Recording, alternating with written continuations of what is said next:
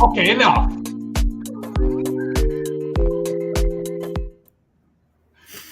Nobody is coming onto this to watch you and I dance. I just saw our counter at 1, and I'm like, I'm just going to keep going. I'm kind of curious on how that ends, because I have it on loop, but it never looped. That was all new stuff. Oh, really? Yeah. Wow. I was like, oh, all right. One day when I'm really bored, I'm going to log in and listen to that just all the way through. Blast it on your stereo with the windows down. Well, I turned it up. I don't know if you noticed it got louder. Oh, really? We may not be able to hear it, but I think the stream, it was bumping. Lucky them. Yeah. So welcome, everybody. Welcome to Ian and Jerrod's dance party, otherwise known as Ian and Jerrod's Humpday Extravaganza. I'm Ian.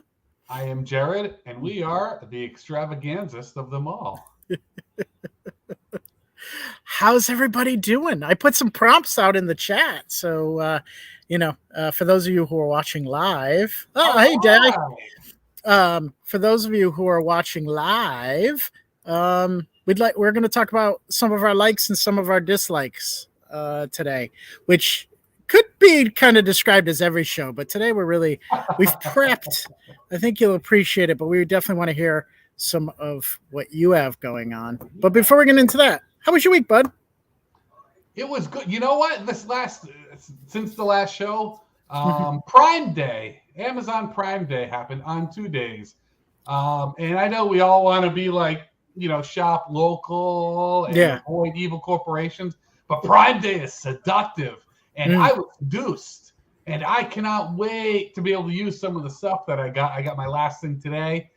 I got like a good knife set. I have like a bunch of these old crappy knife sets. Like they've been in the dishwasher. They're just crappy, but I got a good one. Cannot wait to use that.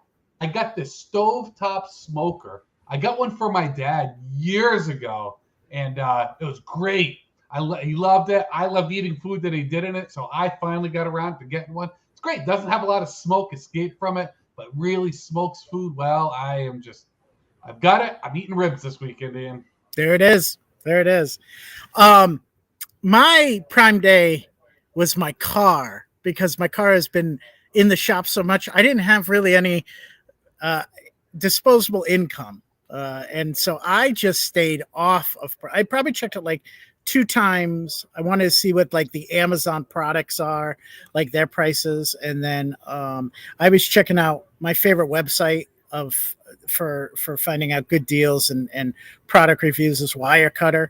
And they take what they recommend and they say, okay, it's on for Prime Day, so you can kind of look.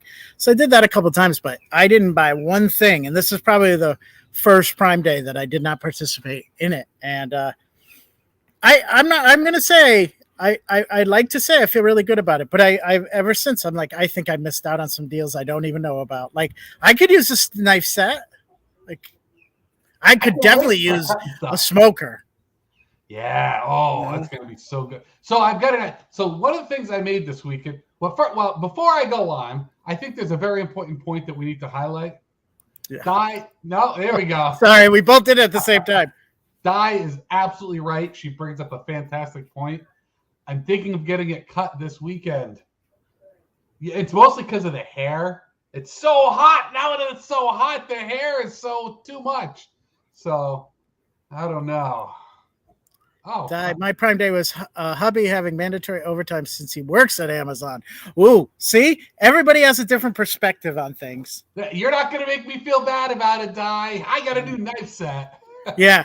So Di's husband was sharpening those knives for you. That's I've been using my hand all this time. This is going to be great. So this weekend I made German potato salad. And I don't know if you've ever, I don't like regular potato salad. I really don't. We talked about this. People put crunchy shit in it. But German potato salad is so good. If you haven't had it before, it's the potatoes, and then it's in a vinegar sauce with bacon in it. And it's served warm, and it is wonderful. So one of the things I want to do in my smoker, I had this idea of cutting up the potatoes, and instead of boiling them, smoking them. And then using those to make the German potato salad, get kind of the smokiness with the vinegariness of the sauce and see how that goes. So, All right, let me ask you this. Please. My family's favorite potato salad, and we've talked about this potato salad, made it on my summer list. Mayonnaise-based salads. Yeah. We make it with just potato, hard-boiled eggs, okay, mayonnaise, all right, salt and pepper. Okay. What do you think? Would that be?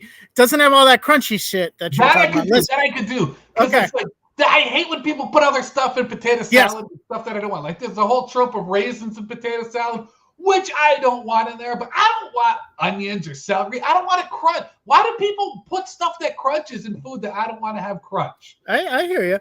I don't want a crunchy egg salad. I don't want a crunchy chicken salad. World, listen to me. Stop putting crunchy shit and stuff I don't want crunchy. I do like you're gonna hate this. In my chicken salad, I like a little onion.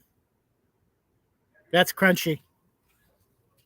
I don't like celery. When they put celery in, I lost them. That's it. I'm on my own. I'll come back, but that was hurtful. I do. I like a good onion. I'm gonna break a little bit of protocol because I feel like we're not to our likes and dislike, but we just touched upon. We're very close to one of my likes, so I'm going to talk about it. Well, let's intro it then at least. All right. So go ahead. You came up with this idea, and I loved it. Why don't you intro it? So my idea this week was our likes and things you both love and hate, and Ian and I might have approached it from a different way. I'm not sure. I don't know if the audience can tell, but we don't plan these. That it's a text saying you want to do like and dislike. Yup, and then we don't talk about it again. So that's our production meeting. It takes it takes all of 30 seconds, and it's over text. We spend the rest of the time on special effects. Yeah, music. So I'll let Ian kind of as he starts his first one intro how he went about it. Okay. My like isn't what I'm going to introduce with an even bigger like, but it's not a like that I like and hate at the same time, right? I try to keep it to that. But breakfast is my favorite meal to eat out by far. It's almost, and summers are very big eating out. I spend a lot of time with my dad. He likes eating out as breakfast as much as I do. But the one thing that makes a breakfast for me, it's not the eggs, it's not the bacon, it's not the toast, it's not the pancakes, it's not the French toast, it's not all that stuff. It's the home fries. Yeah. And however, home fries make or break the restaurant for me. In fact, it'll change my whole order. If I don't like the home fries, I go for pancakes or French toast. If there's good home fries, I go for fried eggs, sausage links, white toast, and the home fries, right? And what I don't like about home fries, and it's similar to what you were saying about the egg salad. That's what made me think of it. I don't like it doctored up. I like onions, very little seasoning, and fried onion. I know you don't like onions. And it's grilled on the grill. The pancake, French toast. Yeah, now. I know. You're ordering the pancake. Right? So, and when I make it at home, I make them. I make bacon with it, and then I fry them in the bacon grease.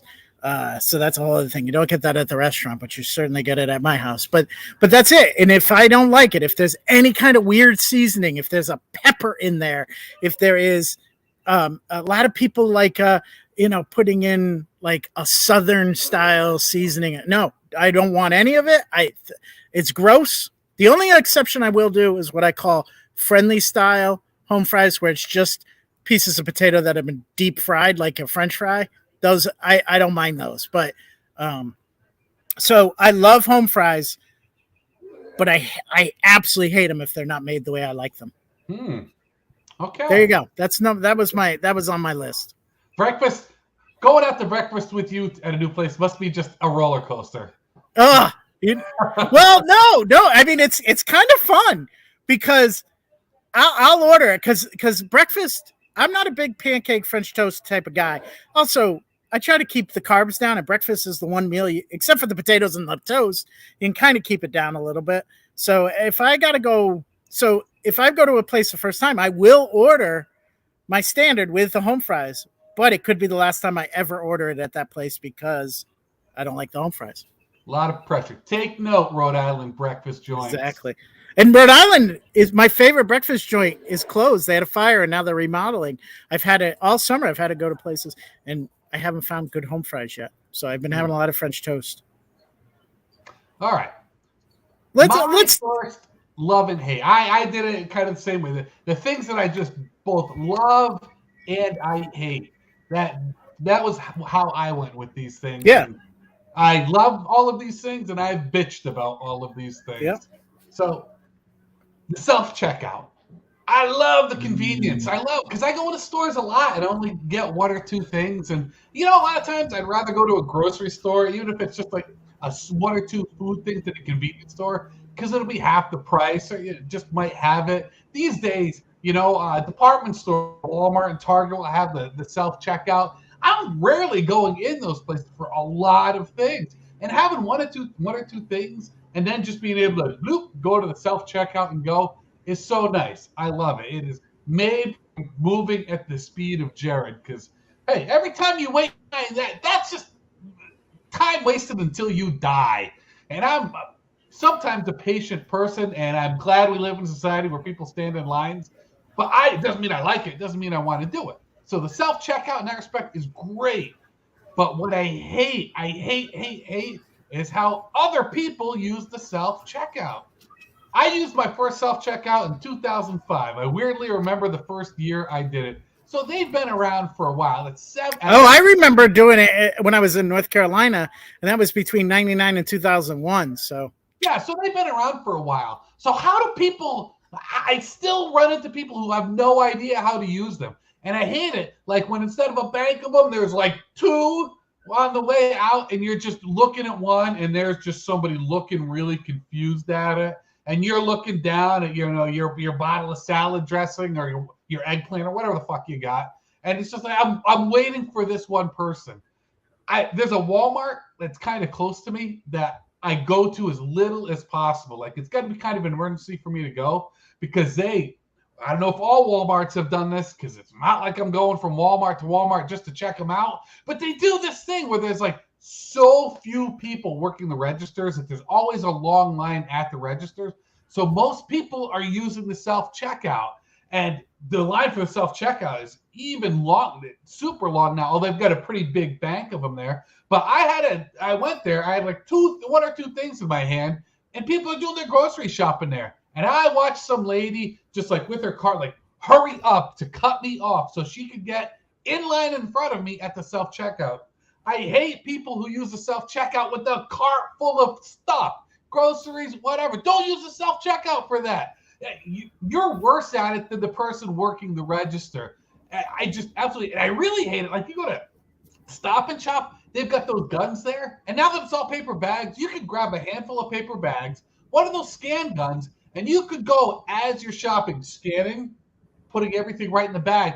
So you can go through the self-checkout, and you've only got to do one scan when you're there. You're not leaving innocent, impatient people like me stuck waiting and muttering to themselves while they're waiting for you. Like how many onions can one person buy, and why are they doing it themselves? And why are they doing them one at a time?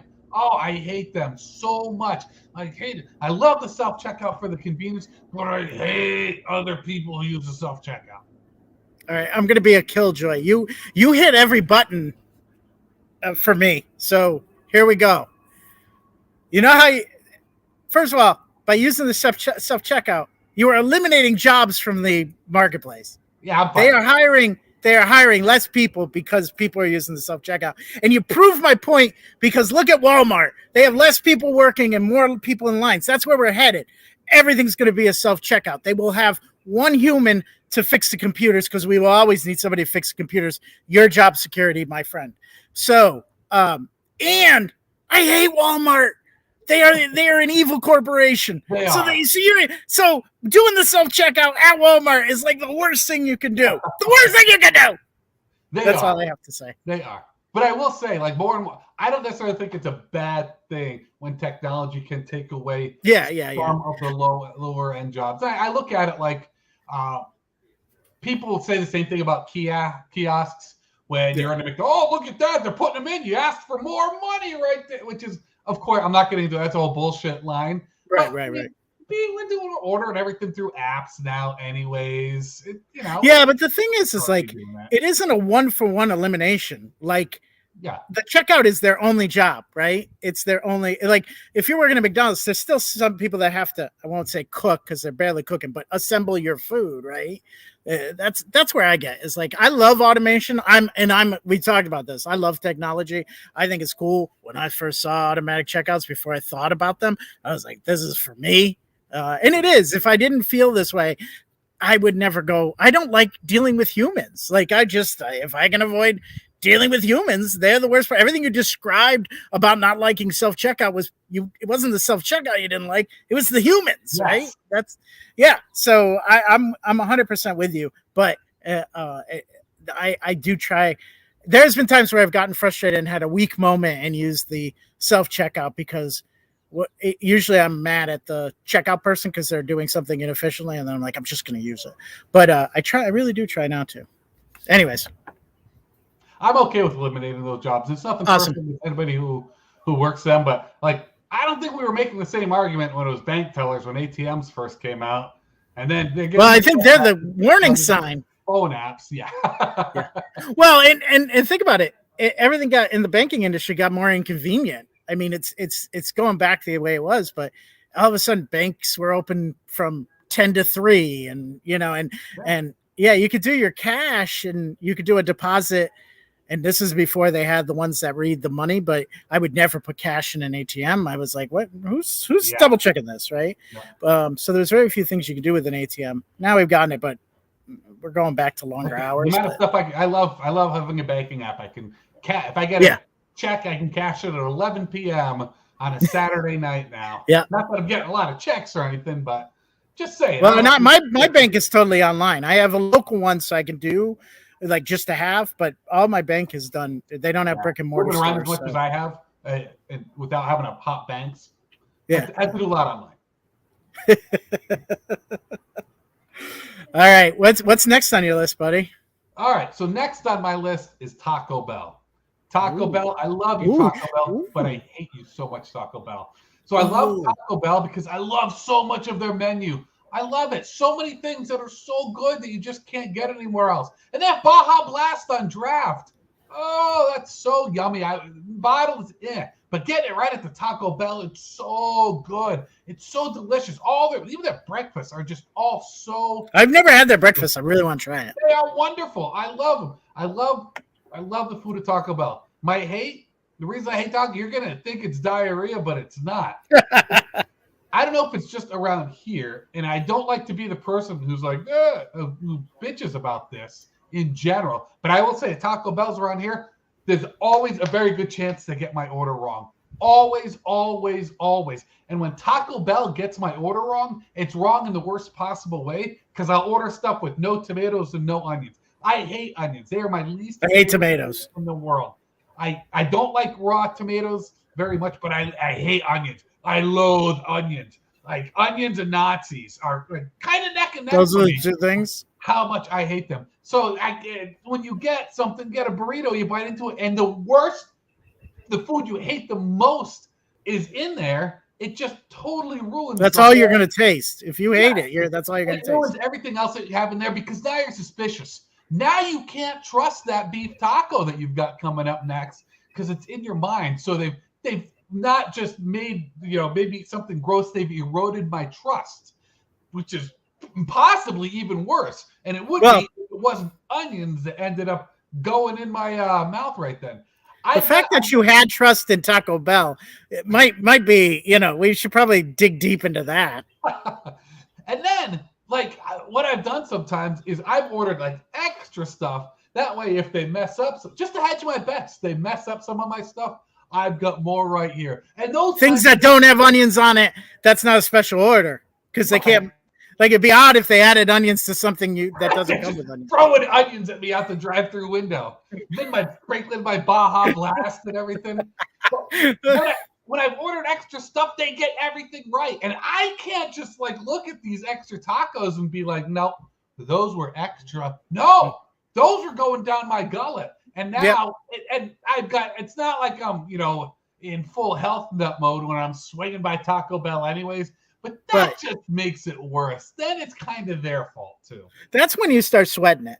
That's when the meat, you have Taco Bell sweats when you've had the extra. Yeah. I'm convinced it must give you, like, when I smell myself after I've eaten a lot of Taco Bell, I've got to believe that I smell a lot like I'm sweating the bell. Yeah. I would like to point out again, you hate humans. Again, this is a human. This isn't really Taco Bell. It's the people that work at Taco Bell making your order wrong. Kind of looking down my list over here, that humans are going to be a fairly common theme. Yeah. Taco Bell. All right. So you like the Taco Bell. All right. I can get behind that one. I can. Although I kind of feel bad for Taco Bell. I feel like it's the most confusing fast food restaurant out there. There's just there's something a little bit different, but it's all meat, cheese, and tortillas. And the condiments could change, the cheeses can change, but it's all going to be meat. Yeah. Like being like one of the chefs that are coming up with things, what it makes me think of? You've seen Apollo 13, right? When they're stuck in space. And there's a scene in there where they're able to talk back, and they bring these engineers because the carbon dioxide filters are having a problem. Failing. So over in Houston, they have this table, and they have all this stuff in a box they dump on the table, and they tell these engineers, this is all they have to work with. You need to, figure out how to use this to make that carbon dioxide filter. So I kind of feel like being one of those executive chefs at Taco Bell is the same way. It's like you've got these 4 items. You need find a way to just use those items to make as many different things as you can. Yes, that's exactly it. Because if you look at the assembly line, there's just not that many compartments. No, there's really not. You know what I love? I've never worked there, but I've seen the assembly lines. Like, they put their sour cream and guac in those caulk guns. Oh, yeah. Yeah. They're shooting. I love that. Yeah, you can't tell me that there's not condiment fights. There's condiment fights after hours. There's probably during hours, too. Yeah, there's got to be. And I've shamelessly eaten those Dorito shell tops. They're so good. So good. Yeah. But not with onions. No onions for Jerrod. You should just get a T-shirt. Please do not put any onions on my Taco Bell. Right. And you know what? Maybe we should sell merch. Maybe that's our first piece of merch. After the Taco Bell one, I don't want to cut your next one off, but I feel like this next love-hate of mine really follows the Taco Bell one very well. So I love, but I also hate is diarrhea. So like when it's happening, it just feels so good. It's like so much leaving your body in such a rush. It's like it's not wasting any time. It's getting out of there in a hurry. It's that nice empty feel. It's so good. You feel like you've lost a lot of weight, and it's just like this. It's a cleanse without paying any extra money or doing anything weird. It is. It's like a good poop that never hurts, and it can just keep on going and going, and it's so good. It's like itching, scratching the forbidden itch right there. It's so good, but it also feels so bad. Like getting chapped ass is tough, and it's so like when you've got it, it's like you can't trust any feeling in your belly down. You can take no chance. You can't go anywhere. You cannot. You have to be 10 feet from the toilet. And you can't trust any feeling. Every time you feel the littlest thing, it's like, nope, I'm sitting on the can. I am not taking this chance at all. Maybe it's just a cramp. Maybe it's just one of my abs kind of quivering a little, having a reflex. No. It might also be dire. And once it starts, there's no stopping it. That is it's got beyond all human capacity to contain. Yeah, it's got to run its course, which is kind of a play on words there. But right. It's like I guess while it's in action, it's like this is great, but right before and right after, it's like this is so bad, and I'm so unhappy. Yeah. All right, I'm going to change the subject because the next one's not diarrhea related. Not diarrhea. No bodily function. I'm not going with vomit. I just think vomit is horrible. I'm going to go with the beach. I'm going Oh, with the that's a good beach, one. right? I love the water. I love the waves. I love everything from the water line into the ocean. Love it. I like swimming. I like all that. Yeah. I hate the sand. I hate the Yeah. sand. I Yeah. hate it. I hate it. I hate it. I hate it. I hate it. I hate sunburn. I hate everything that happens when you're not in the water. Hate it. It can get hot. I don't like hot. If there's no breeze, you get too hot. You're sitting in the sun. You're baking. You can go in the water, but as soon as you come out, you probably got 20 minutes before you're hot again. You got to go back in the water, right? So yeah, I you know, you bring a picnic to the beach, makes the picnic worse because you're eating sand. There's no way you're not getting sand in that sandwich, right? Can of soda, can't put it anywhere near the sand because it's gonna get all sandy because of the sweating of the can. So you're gonna get a mouthful of sand. You are gonna eat sand. Anytime you're at the beach, it's all about how much sand am I going to eat? Not if I'm going to eat sandwich, but how much sand could I possibly keep from getting into my mouth or chafing or all of that stuff, right? Yeah, it is. I love it. Oh, and then just getting to the beach, like Yeah. parking and packing the car and all of those things. It is, and it's a daytime activity. It's really funny. I find I'm going to say Americans because I think this is a very cultural thing. Americans hate. They say they hate like doing nothing. They always have to be busy. Like, how was your weekend? Oh, I did this, this, this, and this, and this. The only socially acceptable day where you can just lay around and do nothing is the beach. And I find that so hypocritical. I could do the exact same thing on the couch and have no shame over it. I'm really good at it. And you know what? I don't have to put sunscreen or need a shower after I've done it. It just makes that activity worse. Although I do like the sun. I do a little bit. Like on a nice spring day, the beach is nice. But when it's hot, like the weather we're having now, I don't want to be at the beach. I want to be in the water or in the air conditioner. There's no nans, ifs, or buts. So I have to say the beach. I think that's a good one. That's a good one. And people are just kidding themselves if they say they like anything other than the water, or even I'll even give the wet sand a move because that's where the good sandcastle stuff goes. Yeah. If you're an artsy type, you know what, Ian? I have been to many places in the world that have been deserts. I have been in the desert way more in my life than I've ever been. And you know what? There's no worse feeling than being hot. You never feel hotter than when you're sweaty and get sand in you. That is the hottest you can feel. And nobody's happy. Nobody goes to the desert like, I am just so happy to hang out around sand. But you go to the beach and you're happy? No. It's the water right over there. I mean, the desert, take everything you like about the beach and remove it. Right. Like, holy crap. Imagine getting to the thing where you're going to the beach and you just keep walking and walking and you never find the water. Worst beach ever. They call it the world's biggest beach. Yeah, so I have to say beach. That's a good one. As one. That's a good one. All right. What's your turn? My next one that it's a little disjointed, but that I both love and hate is liking a politician.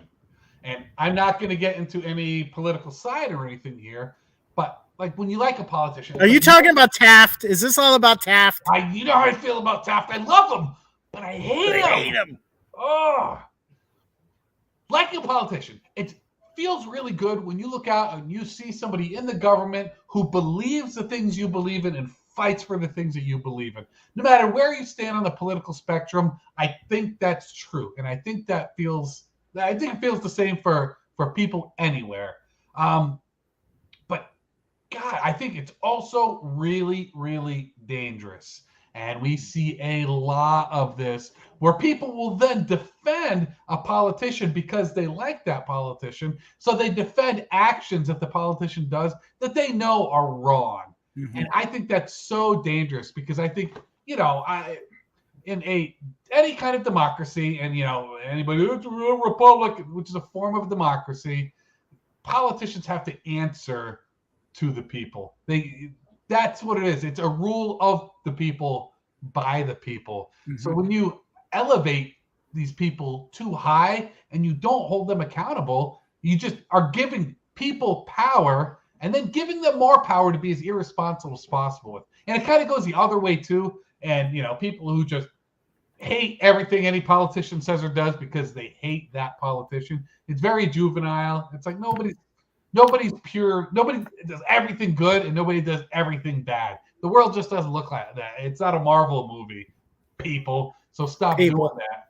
But so that's kind of my moral quandary. I love what you're saying. I love what you're saying, and I can't disagree with this one. I'm 100% on.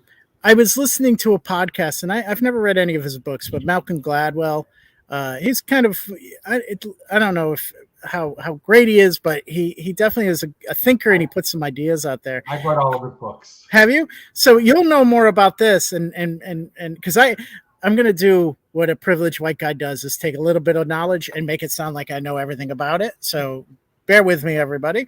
But he was saying that part of the problem in the electorate is that we can see likability and we can see the candidates. That if you were to just put what they believe, everything they say on paper, or hide their discussion, gender, all this type of stuff, people would be voting for totally different people than they vote for. When he said that, I was like, that is so true. How many times do you be like, oh, that politician's really good, I just don't like them? I mean, Hillary Clinton was a big, unfortunately, it seems to be women lately, but that's been true all along. I think people didn't like Al Gore. I think people didn't like, other people. So it's very interesting.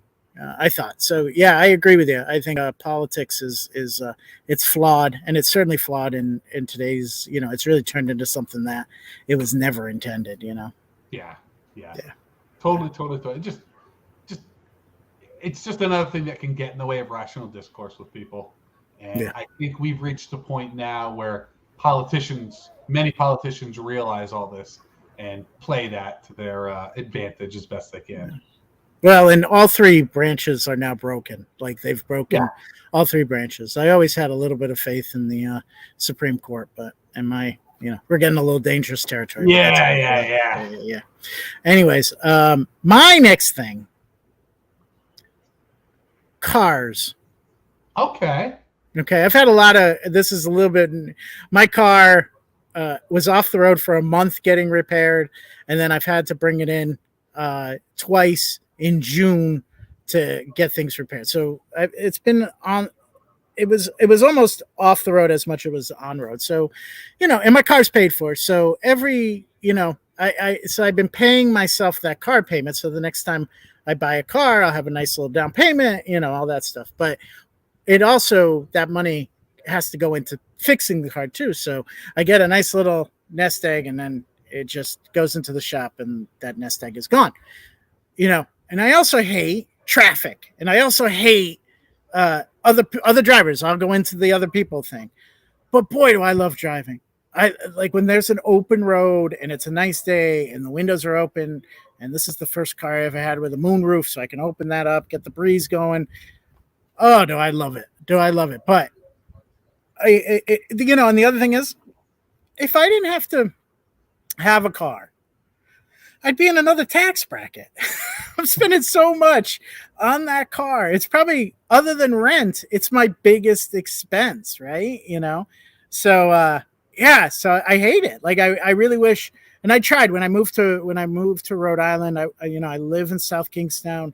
I commute to Providence. I was doing the bus for the first 6 months. I did the bus, and I really tried to not drive as much. I'd had a car, but I kept it at home, and I was, because my commute is 62 miles round trip. It's 31 miles each way.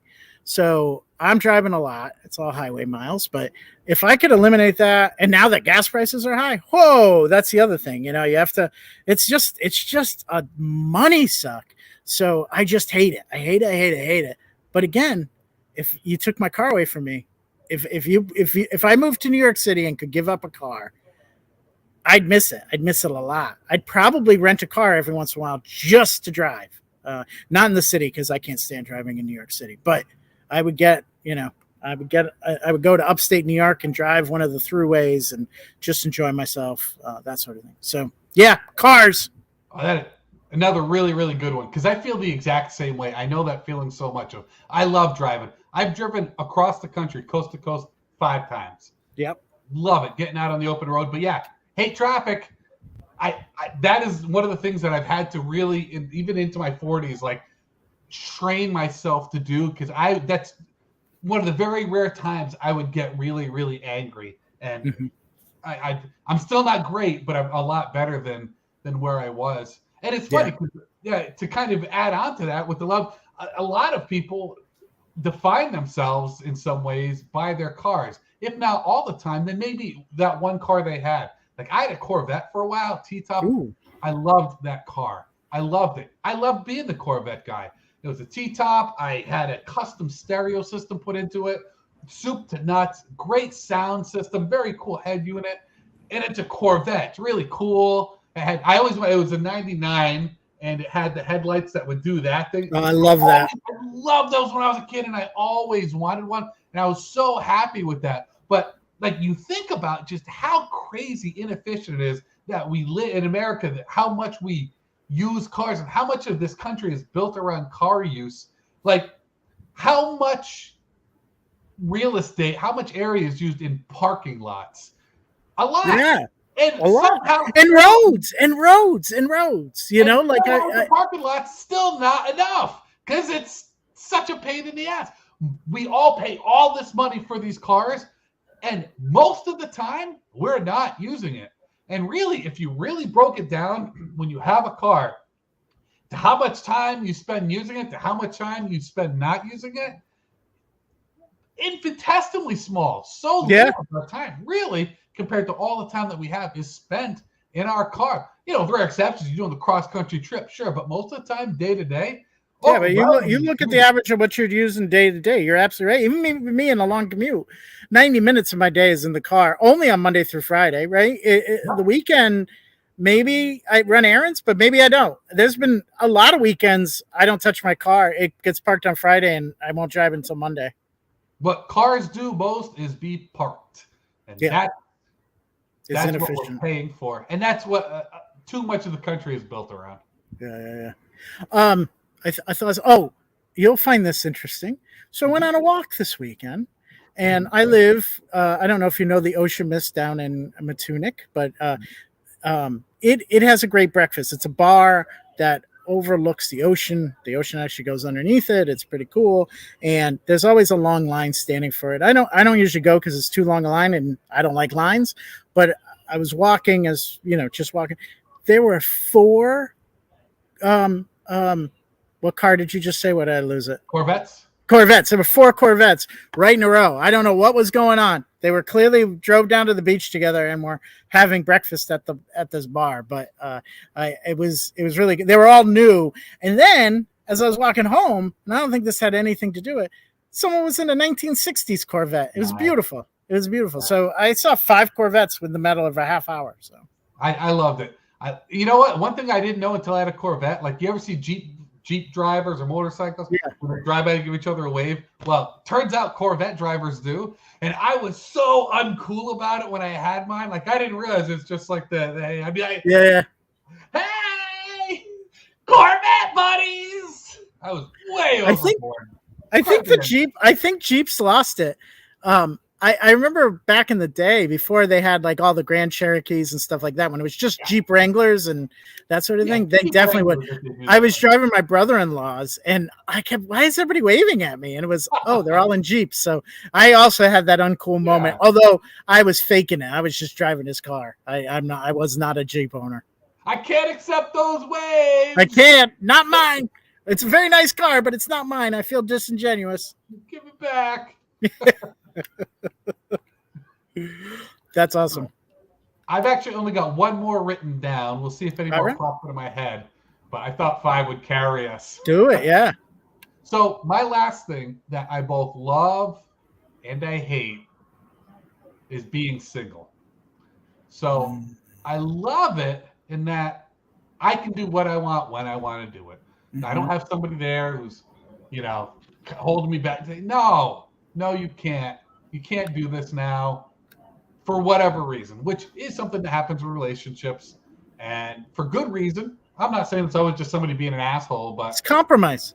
yeah, but it is Yeah. a thing that like now, whenever I want, if I just like Friday after work said, you know what, I'm going to New York City tonight. Just want to go to New York City tonight.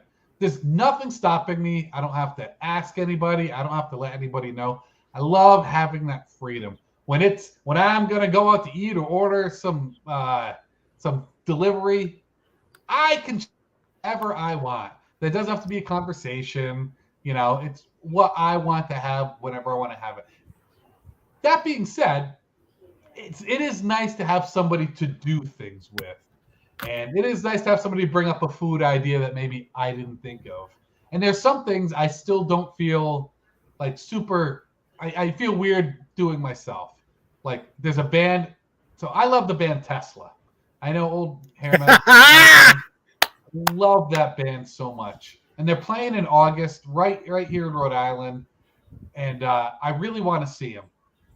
But I'm not going to be able to I don't have somebody right here, in tow that I can bring with me on a Thursday night to go see this band that I've never seen. I've loved them since I was in high school. The acoustic version of Love Song and Signs was always being played on WAAF. Since then, I got to more of the music. And I'm not a band nerd.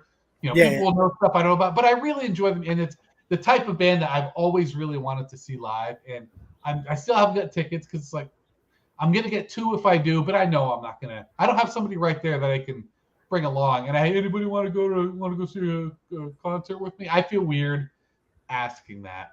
So, and I do like companionship. I think it's okay. I don't think it's something minimal to say I like doing things. We are humans. We like to do things, and I do enjoy the things that I do when I have somebody to do them with, and especially with somebody who gives a shit about me and who I give a shit about. It just makes it better. I don't want to do things with strangers. Yeah, I got you. And I've never been married. You've had both. You've had both worlds. I've certainly had a couple long-term relationships and understand the differences. But because I've been single so long and more single than in a relationship, I've really learned how to do things on my own. Concerts would be tough. I've done it, but it's you got to really love the band. You got to really love the band and be like, I am all into the music. Doesn't matter who's around me. And there's some bands I will do that for, but not a lot. Like I just won't go see something casual without it. But I go to the movies. I'll eat alone. And it took a while, but I do. I felt weird about those two things, but now I do them all the time. Yeah, in fact, in a lot of ways, I prefer going to the movies on my own because I use movies as a mood changer. Like if I've had a crappy day, there's some days I just look at what's playing at Showcase because I drive by Showcase right on my way home, and I'm like, oh, I wanted to see that movie. I'm just gonna go, and 9 times out of 10, I'll come out. Even if it's a crap movie, I had a nice time. Some popcorn, has some soda, and I didn't have to coordinate with anybody. I drove in, I bought my ticket, I saw a movie, and then I went home. It was what I did after work that day, and I really like it. Same thing with going out to eat. I don't wait to, or else I'd be cooking every meal, and it isn't just takeout, although I would never go. I'm not one that if they don't have like a bar or somewhere that you could sit, In fact, I've been doing this before improv shows. I get out of work so early and I don't eat. And we have, usually have to be there around 6:30 for the 7:00 show. I have all this time. I don't want to work. I'm done with the day. It's a Friday, right? Yeah. So I've been going down to the Black Sheep, which is right down from where we perform, and I've been having a cider. Shout out to they have a pineapple cider. It is so good if you're particular to ciders. It's sweet, but is it good? And then they have one of the best patty melts I've ever had in my life. The cheese is just falling off the plate. No onions, Jerrod. There's no onions on it. Yeah. So, but yeah. So patty melt. Yeah, exactly. So, yeah. So I get it. I totally get it. It's something. Although I really do recommend people try to get over it, try to push those boundaries, because I do think it's not as bad as you perceive it's going to be in your head that keeps you from going. Yeah. I will say this. I think I'm going to do I'm going on I keep saying this, but I'm going on a cruise in November, so I apologize. I work it into every conversation. Yeah, exactly. But if I tolerate it and it's fun, you can take a single cruise, not for singles, but there's a couple of cruises that are meant for single people, and I can't think a vacation by myself, reading books, seeing things I want to see. That doesn't scare me in the least, right? The only thing I'm bad at is making friends on the go. I'm just such an introvert. I need to be very comfortable with somebody before I feel at home. Like, I fake it till I make it in the job and when I do improv and that sort of thing. But I've never been one to go into a bar and make a friend next to me. Yeah. That's just not my thing. Yeah, people who know me are kind of surprised that I would describe myself as an introvert because I take those first steps. Yeah. You know what I'm dreading? I know what I'm loving and hating? The idea of going to this improv camp. Not going to know many people. Yeah. That's such a good one. I feel the same way. Ian and I are both going to Improv Utopia in September. Might be able to carpool. Yeah, I'm planning on it. And I signed up first. Jerrod didn't know about it, and then he was waitlisted for a little bit, so I didn't think he was coming.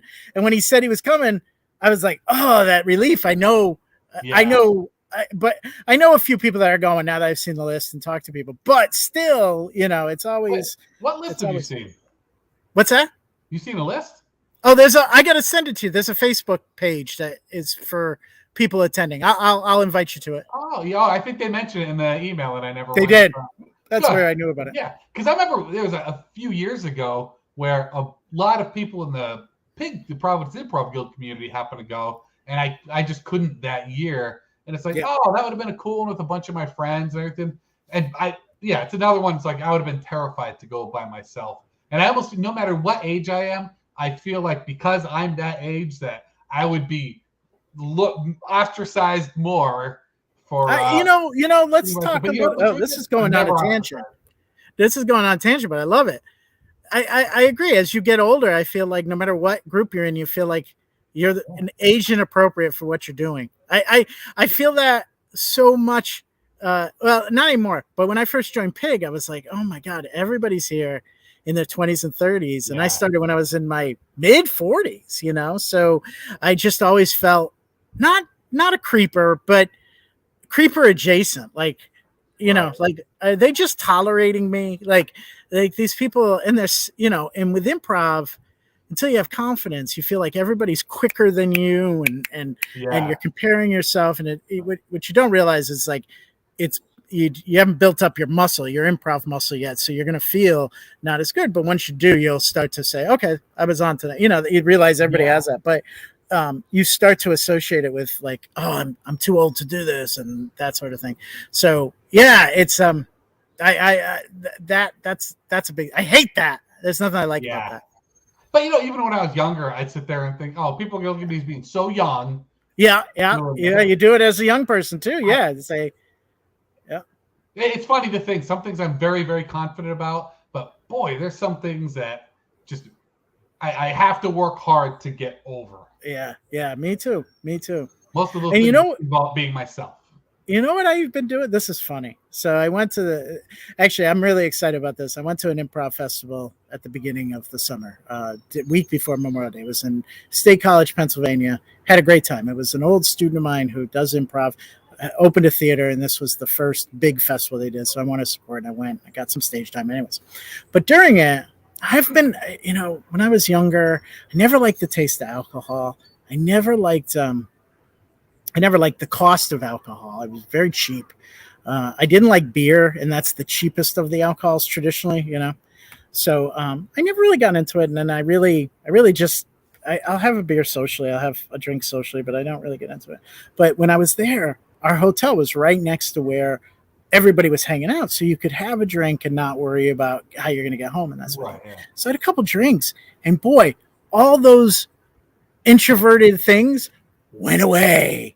I was like, oh, look at me. I never go up and compliment somebody that I don't know on their set, right? And I was like, you did a great job, very friendly. I wasn't all in my head. So I've been I've been having a cocktail or two, and it makes a big difference. Not a lot. I don't do it. I don't like the feeling to get drunk. I've had those Yeah, I don't want to years. get drunk or I never hungover want to. anymore. I never want to feel out of control again. But boy, to tamping down that nervousness, I highly recommend it. I have one of my teams, Dr. Nighttime. Yes. Before every show, we do a shot of tequila together. Yeah, I've partaken in that. That's right. That's right. It's great. And it's funny the way you kind of define your relationship with beer, because the way I would like my relationship with beer is one where I never am craving it. Or let me back up from that. I never make it a point to go out and be like, I'm just out here to get a beer. Right, I don't get beer in my apartment. If I do, I use it more for cooking than anything else. But every time I drink a cold beer, I'm saying to myself, this is so delicious. Really? See, I don't like the flavor. I think it's nasty. I have to force myself to drink it down. But man, the beers that I like, when you drink it, it's like, oh, this is just. And I'm somebody who's like sweet drinks, so beer definitely not being that. I used to, when I was younger, in the early drinking years, when all the fellas are drinking beers, I would drink it, but I didn't really like it. But now it's like, oh, when I drink, like it feels hot right now, and I'm thinking, man, if I was drinking a beer, a cold beer, it would be very enjoyable right now. Yeah. I've started now that we're above AS220 when we perform. Now I get there early enough to have I'm a cider drinker, so I have Angry Orchard before I go on the stage, and I don't think it changes anything in my performance, but I enjoy it more. I'm not at the end of it, I'm not beating myself up as much as I usually do, with bad choices and things like that. So I think it makes me a little less, inside and more outside. Yeah. It's funny because I've said before, I've been like, I'm funnier when I've had a few drinks. That might be true, but it also might be like 100% false. It could be you thinking you're funnier because your humor is, Exactly.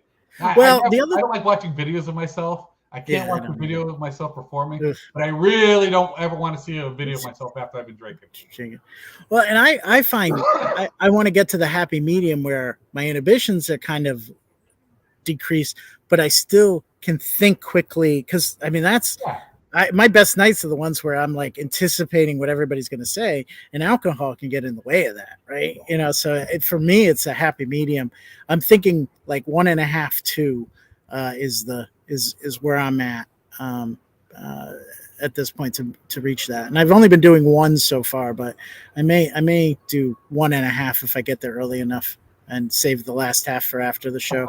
That's right. So. Beth's been sitting around for a little while too, warming up. Exactly. I'll bring it back downstairs. Could you put this in the fridge, please? I thought of something else I both love and hate. Do it. Bicyclists. I love bicyclists.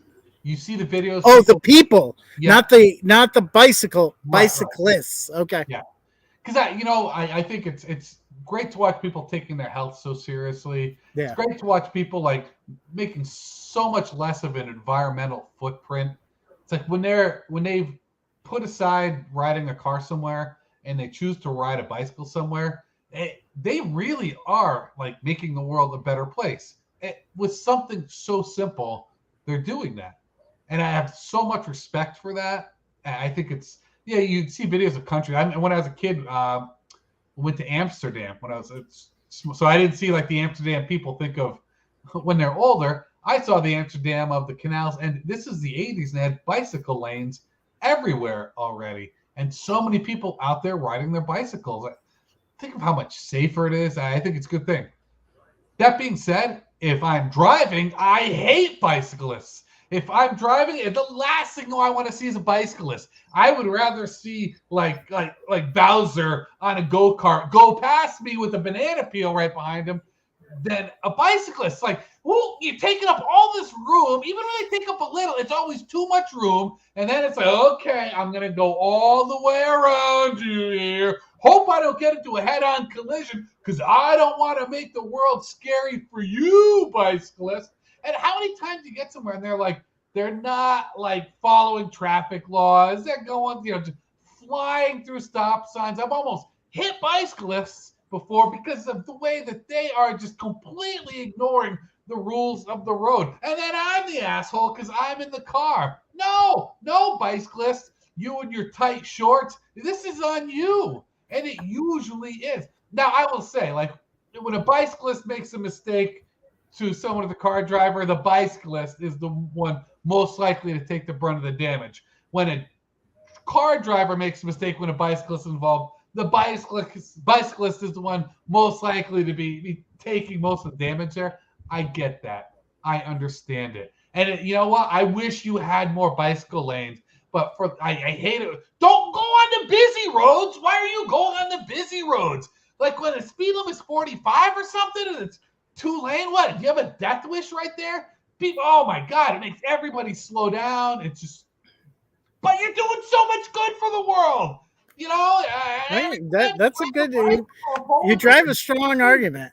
I want to tack something on. I think the biggest thing that I hate of bicyclists, not everybody needs the outfit. Yeah, they're not good outfits, and I don't think anybody. You could have the best body in the world and look great. You know, those are the most unattractive outfits. You know, you think of the most beautiful person, and you put them in a bicycle outfit, they're going down. They went from a 10 to like a 7. Like you're wearing the tightest shorts in the world, but you're wearing a polo shirt, a shirt with a collar. Yeah, Why is this fashionable? Yeah. Why is this? This is. It's one step above a Speedo. People that wear Speedos, and I'm talking about I know Speedo's a brand, but you know what I'm talking about. Those little short. Yeah. So if you're not shaving, if you're not going for a world record in bicycling or swimming, don't wear those outfits. They're unnecessary. Have you ever seen the people like the bicycle outfits? It's almost like it's one. Oh yeah, it's they're going scuba diving or something. Like nobody's ever looked good in that outfit, and like people are gonna post pictures of some hot model or something. And you know what? She looks good in it because she's already a beautiful person. But put her in anything else, and she'll look better. It boggles my mind. And then, you know, I'm out and about, and you think, okay, they're wearing, for whatever reason, it's to exercise. They're on the bike, they're wearing it, okay, but then they get off the bike and they're doing errands. Like, no, then you could have just worn shorts. You could have just like.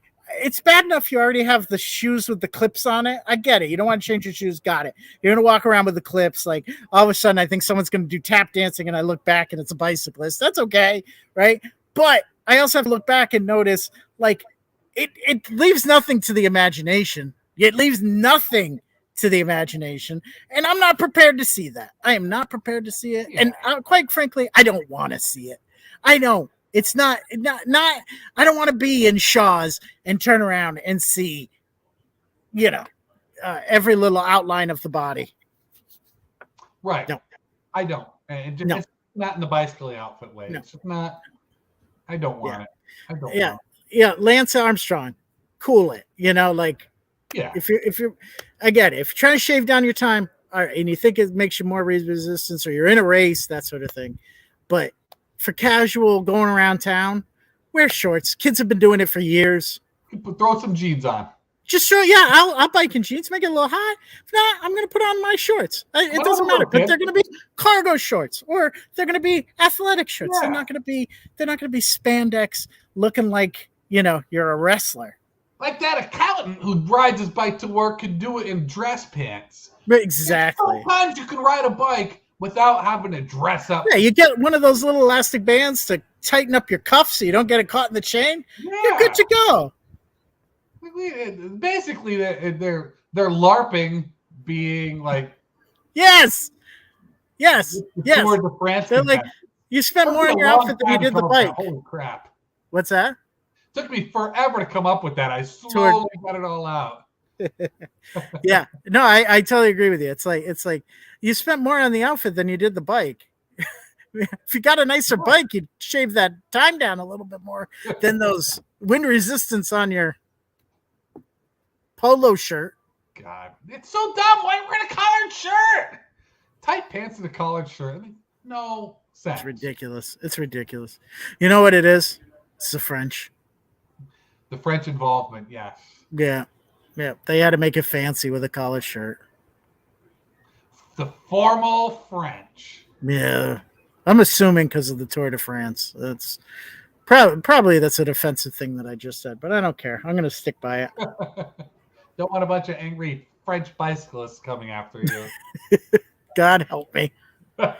Yeah, French bicyclists, they bicycle and smoke at the same time. We heard what you said. we look good. It's fashion. Maybe try it on for size. You should try it, you American. You American. You're all fat. You're all fat. Man, our French accents are so bad. I can't wait to unveil those on stage, huh? And I love France. I don't know why I'm talking so much shit. Yeah, I don't. Well, because you can kind of talk crap about them. They're safe. French. I get it. Yeah, it's French. Yeah, don't get me started about French Canada. Pick Canada. Pick a country, people. Choose a side. Yeah, exactly. Yeah. Exactly. All right.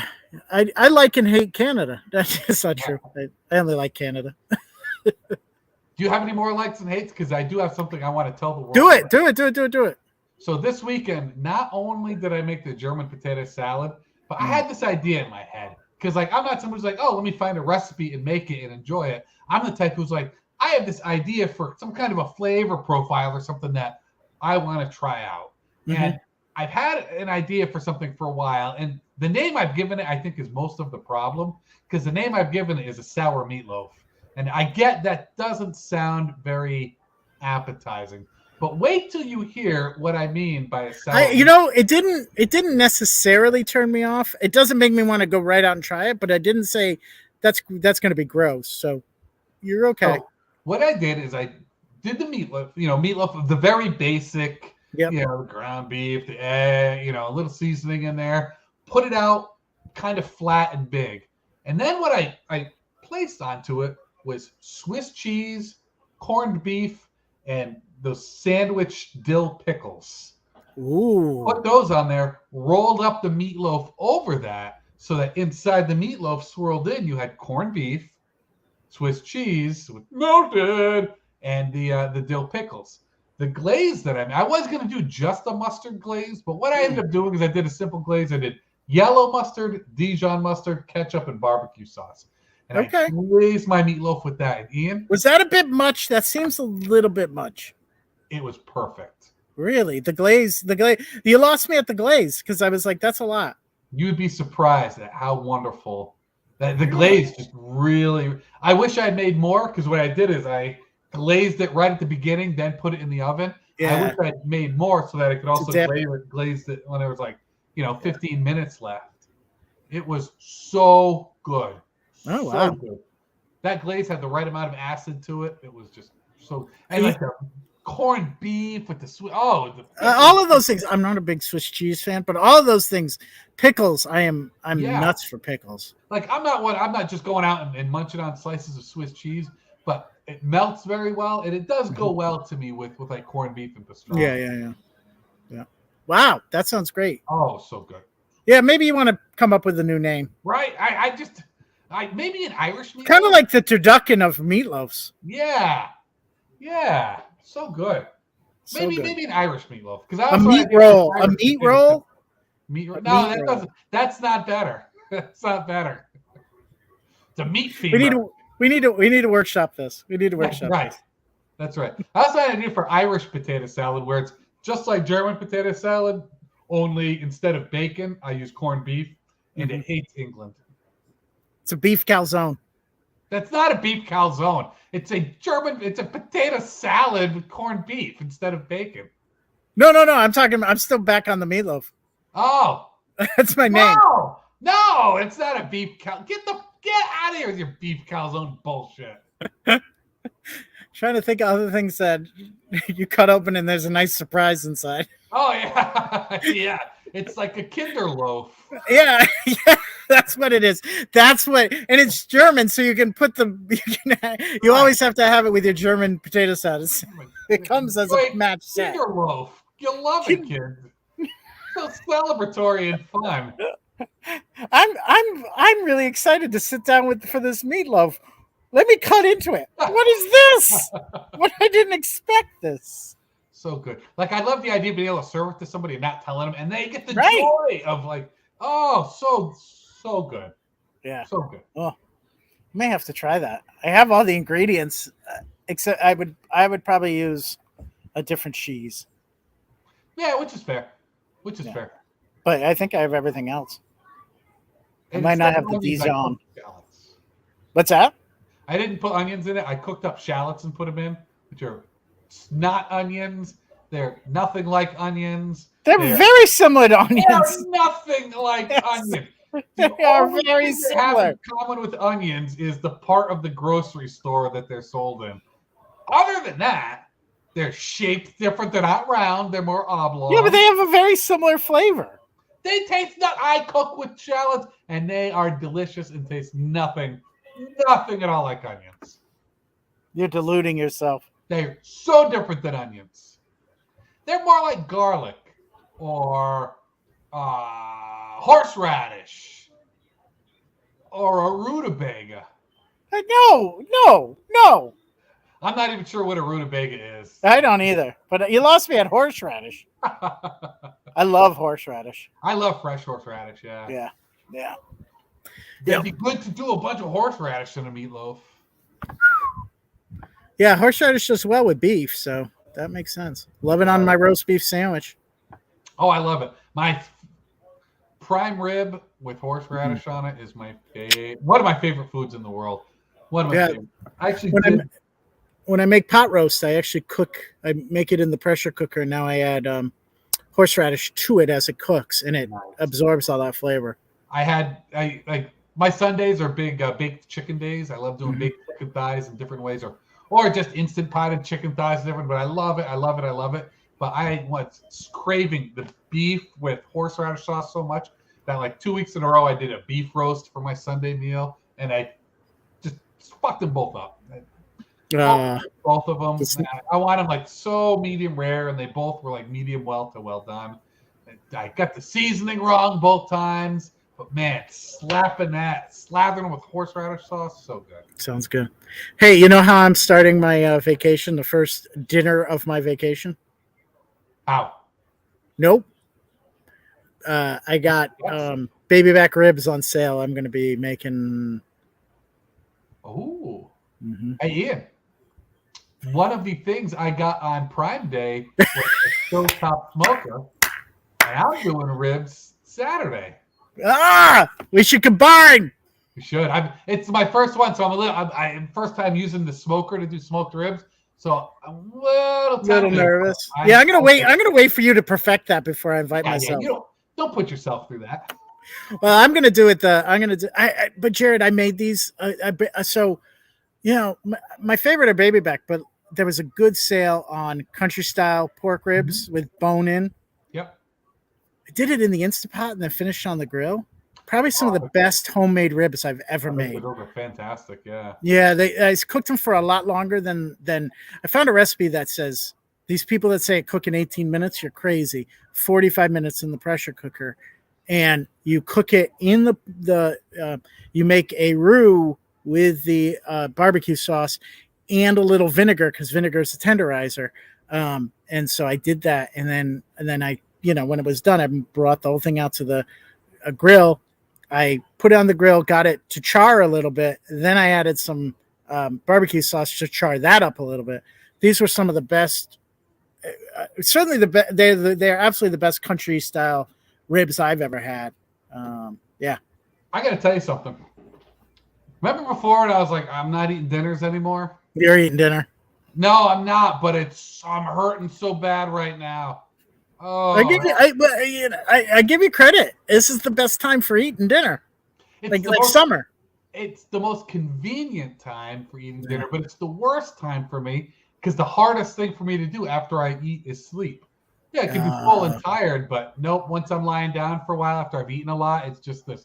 Oh. So you are all set for retirement, where dinner time will be 3 p.m. Like I love those dinners. Like when I've gone to Nordic Lodge with my friends a couple times, and I always say, you want to hit it at like 3 o'clock early. Why would you go late? I need hours.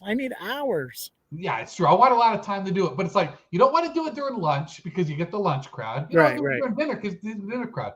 So you've got it in between. So one meal you're cutting out of your day, so that's more you can eat then while you're there. There's going to be less people there, and your body will have more time to recover, so you'll be able to sleep better that night. It's the perfect plan. I think I would eat one meal a day if it was an all-you-can-eat buffet. There's a place up in Bristol. I don't know if it closed. They do all-you-can-eat prime rib. I want to go check that out. Did I ever tell you what my favorite 6-word phrase in the English language is? All-you-can-eat prime rib. Oh. All right, I'll do research. I actually, because my family very much into all-you-can-eat. So we made a reservation. They made a reservation for Easter Sunday at this place, but then COVID struck. We made it in February thinking, oh, what's this little cold that's going around?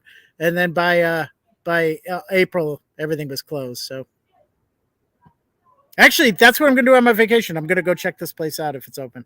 Just made it. That's what I do for my vacation. I'm like, okay, doing that one time. Nice. So anyways, all right, let's do plugs. Yeah, let's do plugs.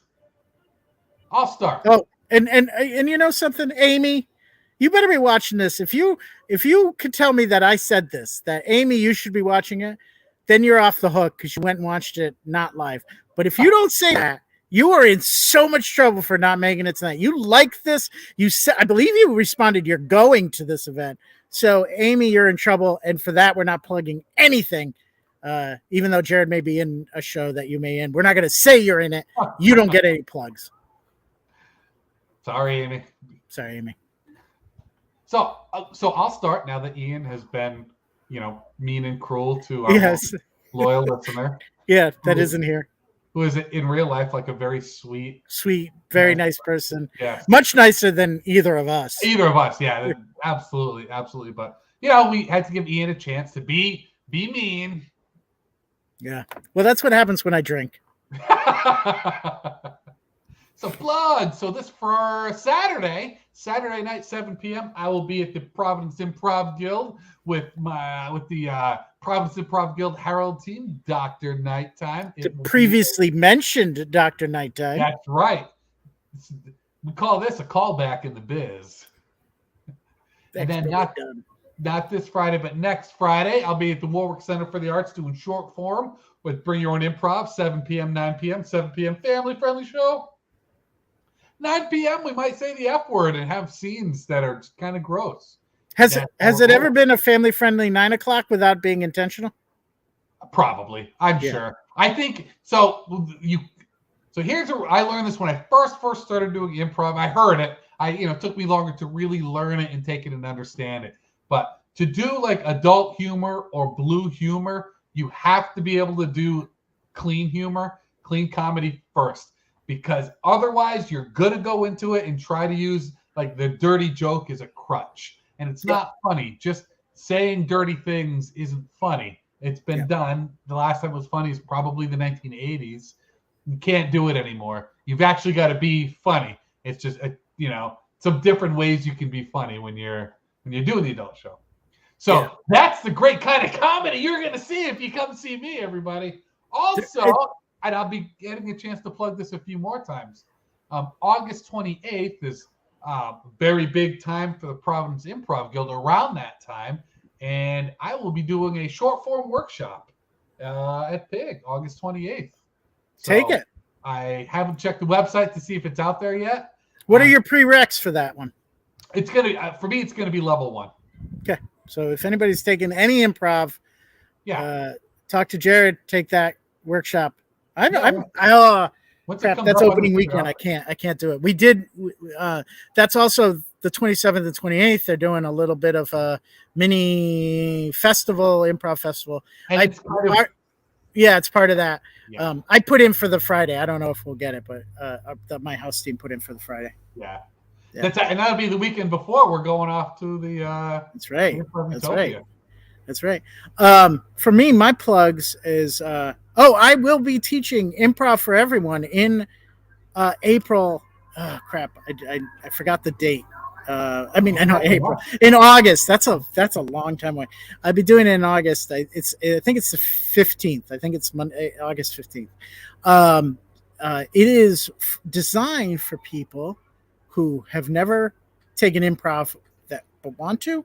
Also, I really encourage people that I like improv. I'd like to learn a new skill, but I do not want to perform. I don't like getting up in front of people.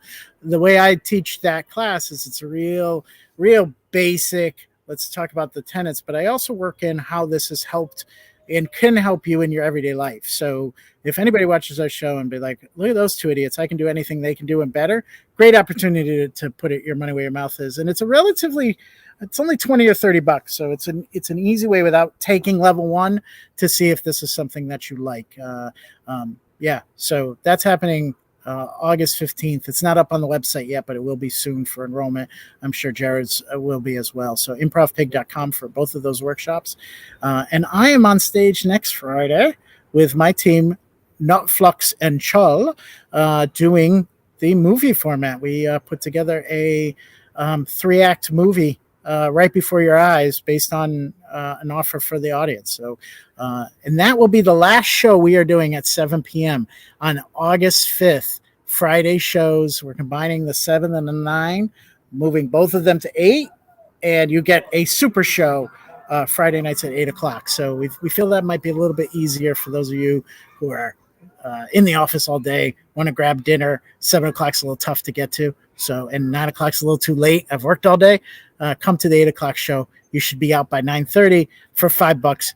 90 minutes of hopefully very funny, certainly entertaining improv for you. So, yeah, that's my plug. I think that's everything. That's it. We got it all in. I think that is everything. So, so everybody, July's almost over. The next time we see you, it'll be August, right? Yeah. So the next time we see you, it will be August. So, enjoy we're more than halfway through summer. If you haven't gone to the horrible but perfect beach, do it. Whatever you do have all those foods you only eat in the summer. Try to think of other things. Drive with the top down. That's right. Ride a bicycle or don't ride a bicycle. Yeah. Certainly not in those outfits. Right. Yeah. Ride a bicycle because you care about the earth, or ride a bicycle because you're an asshole who wants to inconvenience me when I drive. Yeah. Actually, ride a bike right around Jerrod. Just follow Jerrod around on a bike. Make Jerrod cry. Make him cry. All right, everybody. Jerrod, it's been fun. Everybody, we'll see you in a couple weeks. Thanks for spending this time with us. We need a sign off. But do the awkward wave. Yeah, I never can find the camera.